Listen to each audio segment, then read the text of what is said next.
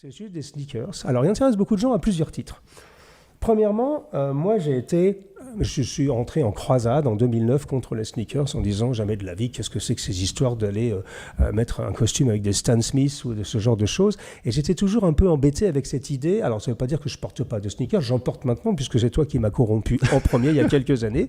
Mais c'est un sujet qui est extrêmement intéressant parce que d'un côté, on pourrait dire, bon, pour moi, le sneakers, c'est pour faire du sport. En gros, une chaussure de sport, c'est pour faire du sport. Je trouve ça relativement comme moi, je vais acheter ma viande chez le boucher et pas au supermarché. J'aime bien la notion d'affecter les choses à leur fonction principale.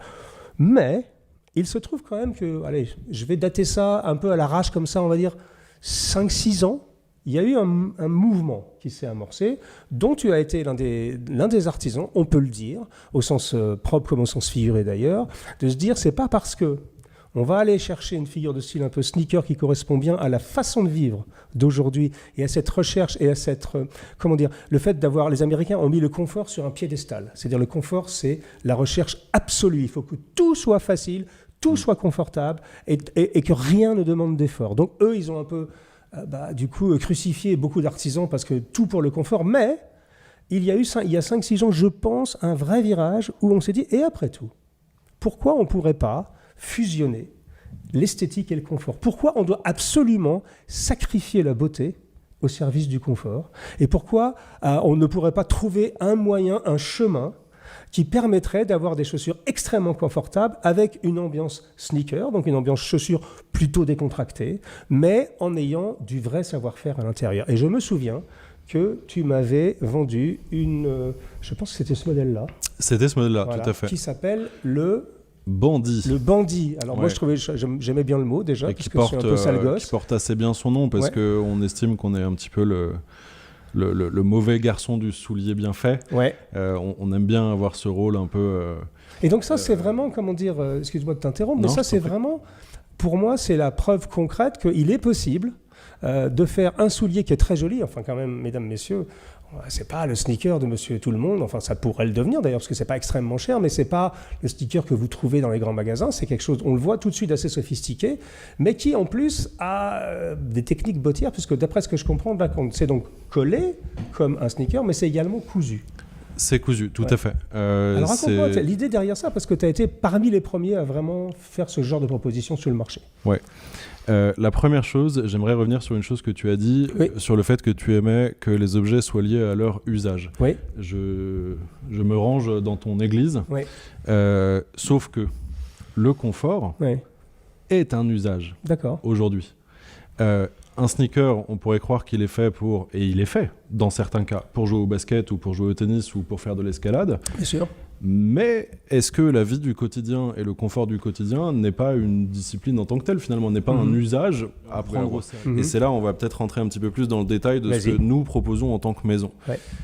Ce que tu as dans la main, de mon point de vue, c'est une hybridation entre le sartorialisme, le soulier traditionnel, on va dire, le savoir-faire, l'exigence, la qualité du cuir, le montage, etc. les détails, etc. Et à la fois un look, mais aussi un confort, et ça je vais en parler parce que pour moi c'est fondamental, qui n'est pas exclusivement lié au fait que ici tu aies des renforts avec un amorti, etc. Et là j'aimerais faire un tout petit point de focus sur quelque chose qui, de mon point de vue, est très important. Avec joie. Lorsque tu mets une paire de Air Jordan, ou une paire de New Balance, ou une paire de Stan Smith, tu te dis instantanément oh, qu'est-ce que je suis bien dedans. Et en fait, 2 heures après, même si tu vis en Norvège et qu'il fait moins 20 degrés dehors, tu as la voûte plantaire qui commence à chauffer. D'accord. Cet échauffement du pied produit une fatigue physique non neutre. Ce qui fait qu'à la fin de la journée, tu ressens une sorte de fatigue et quand tu retires tes Stan Smith, c'est une forme de soulagement. Alors que c'était une révélation d'extase. Normalement, ça devrait être l'inverse, bien sûr. Lorsque tu fais l'expérience avec cette chaussure-là, il va se passer très exactement l'inverse. C'est-à-dire que tu vas la mettre, tu vas te dire c'est confortable, mais j'ai pas le coussin d'air. En revanche, à la fin de la journée, tu pourrais ne pas les retirer, te coucher avec, enchaîner 3 jours comme ça, tu les retires à la fin du 3e jour, tu ne ressentiras pas de soulagement. Il y a une raison à ça.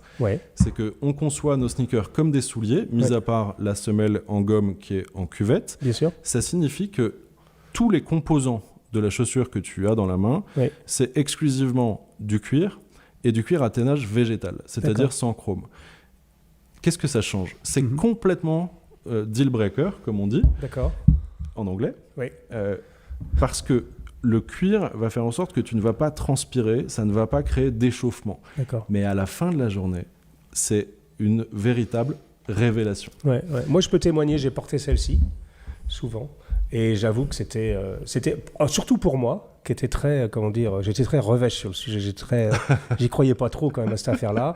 Puis je trouvais le style, et finalement le style marche bien, avec un joli pantalon de lin par exemple, même avec un pantalon de coton, ça marche très bien, avec un jean évidemment, ça marche super bien, avec un selvage, c'est très beau.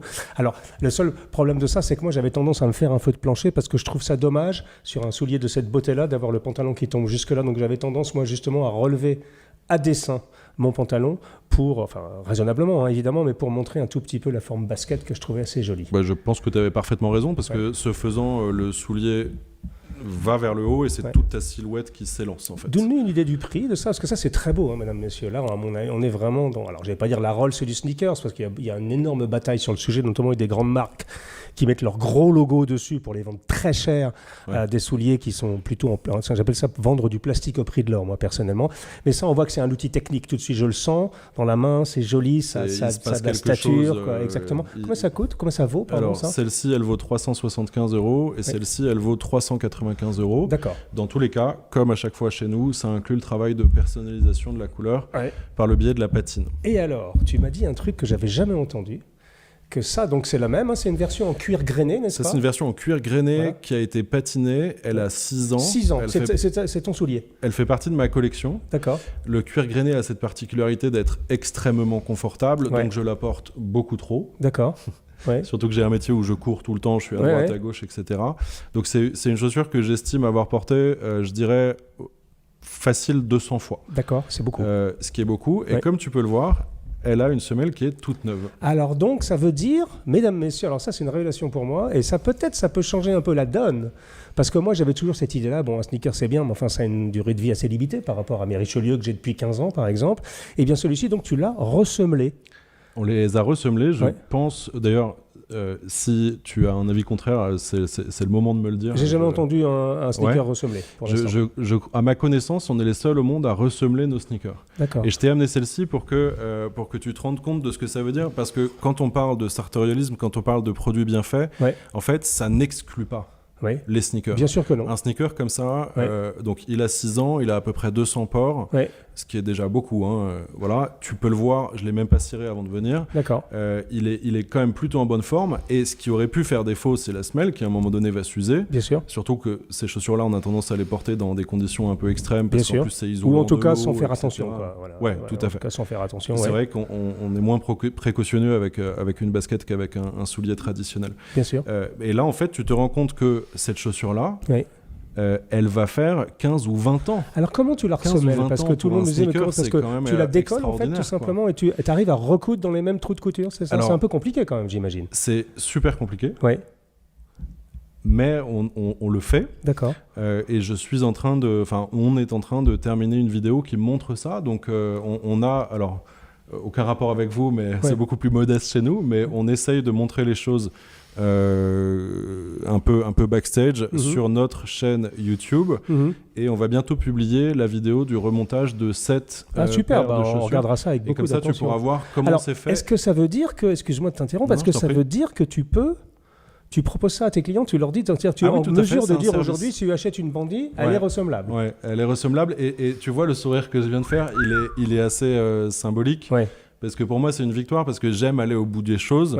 À partir du moment où je dis qu'on prend le meilleur des deux mondes, il fallait joindre les deux bouts au sens philosophique du terme.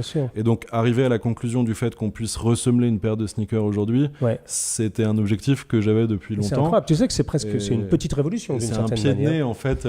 Alors, ma question, c'est... À moi-même, d'ailleurs. Combien coûte un ressemelage, Alexis ? Parce que si un ressemelage coûte plus cher que la chaussure, c'est pas trop l'idée quand même. Donc, et ça faisait... tu as tout à fait raison de poser la question. Parce que ça faisait partie des éléments auxquels il fallait faire extrêmement attention, parce que comme c'est très compliqué à faire, Il fallait arriver à trouver un entre-deux. Aujourd'hui, on le facture 150 €. 150. Donc le soulier lui-même, 395. 395. Porté patiné. De façon normale, avec un entretien normal, tu n'as pas besoin de les ressemeler, de mon point de vue, avant, et je reste gentil, je dirais 10 ans. Ouais. Tu les ressemelles une fois, et tu arrives à 20 ans. Pour un sneaker, c'est pas trop mal. Sneaker, mesdames, messieurs. Ah oui. Alors voilà, je résume cette partie sur les sneakers. Vous savez que je m'y intéresse de plus en plus. Donc des sneakers en cuir, faits dans les règles de l'art, avec des techniques bottières, avec un confort peut-être même meilleur que les sneakers, on va dire, de sport, et avec la possibilité, mesdames, messieurs, de pouvoir les ressemeler. Que veut le peuple de plus que ça ?